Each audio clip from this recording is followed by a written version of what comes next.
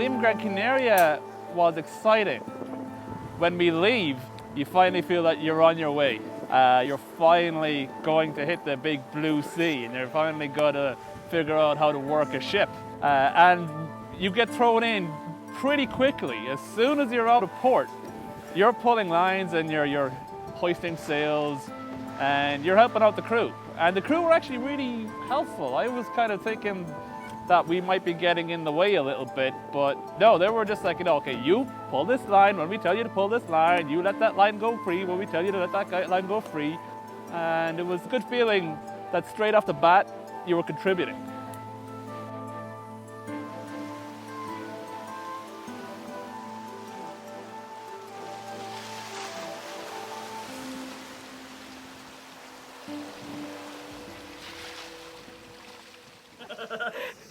Okay, I'll just show it again.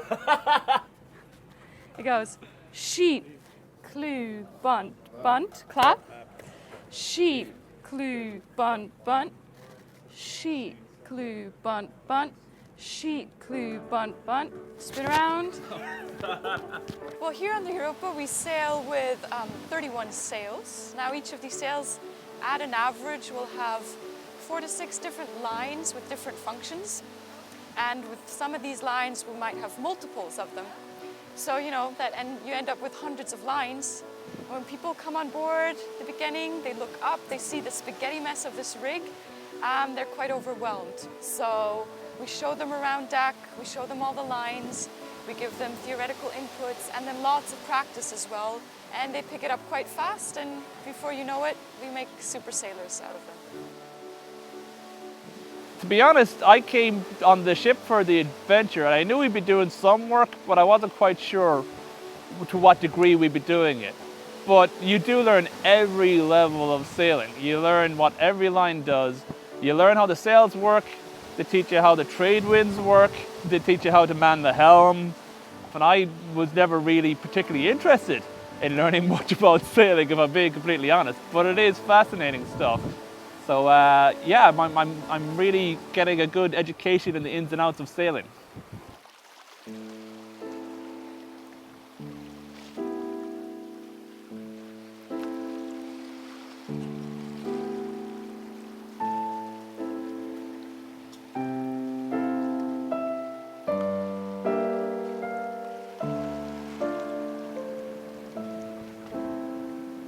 It's just, I don't know, the thing I really wanted to do, standing here in the moonlight, and it's so warm. I didn't expect the time to go slowly like this. Of course it's not boring, it's just that you're so focused all the time, just looking at the waves or looking at the sail and trying to get the right course. So it's really nice to just do one thing at the same time.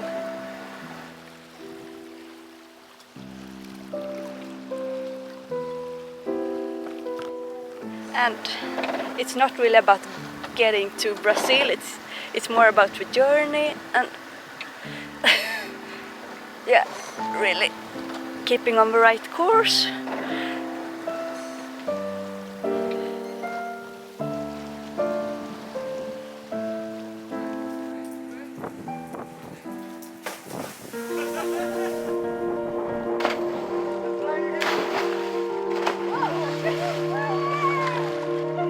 I guess I'm about 20,000 miles away from home at the moment, probably the furthest that I've been ever in my life. I guess there's quite a lot of similarities about being out here.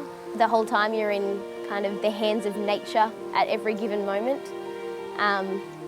But it's not until you leave home that you kind of realise that, your little patch of the woods is actually something, really, really unique. You can't find that anywhere else in the world. And it makes you look at what you have, where you come from, with different eyes. You appreciate everything a lot more. The best moments so far have been the ones where everybody kind of just gets a chance to sit around and relax. There's so much time here.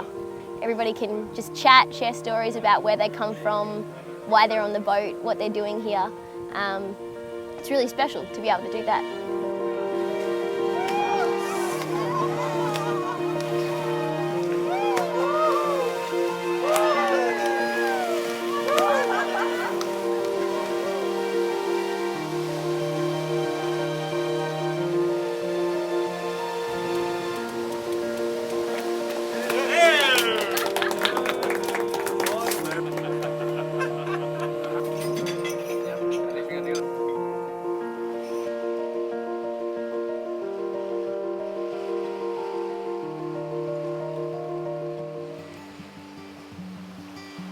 So when I was a kid, my family would vacation on the north coast of Florida on the Atlantic. And I'd stand there and think, where does this go? If you go straight out here, where do you end up?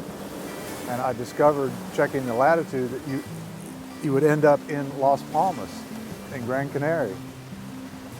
And so there I was.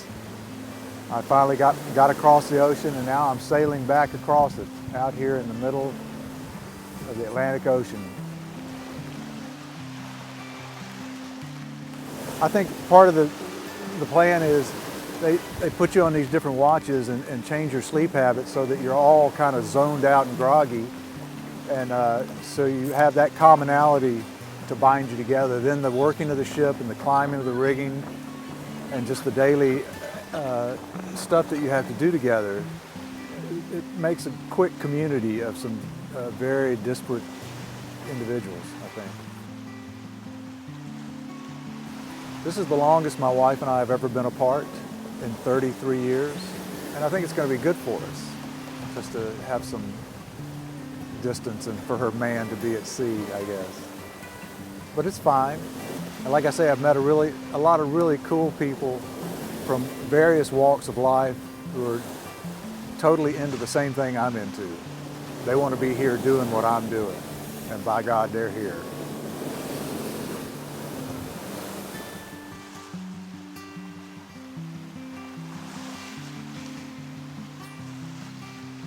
It was amazing.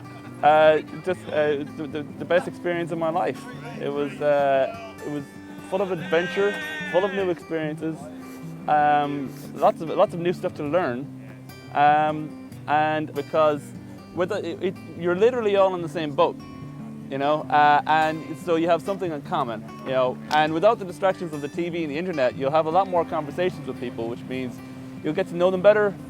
And even though we've only been here about a month, it's, you know, I've made some really great friends along the way.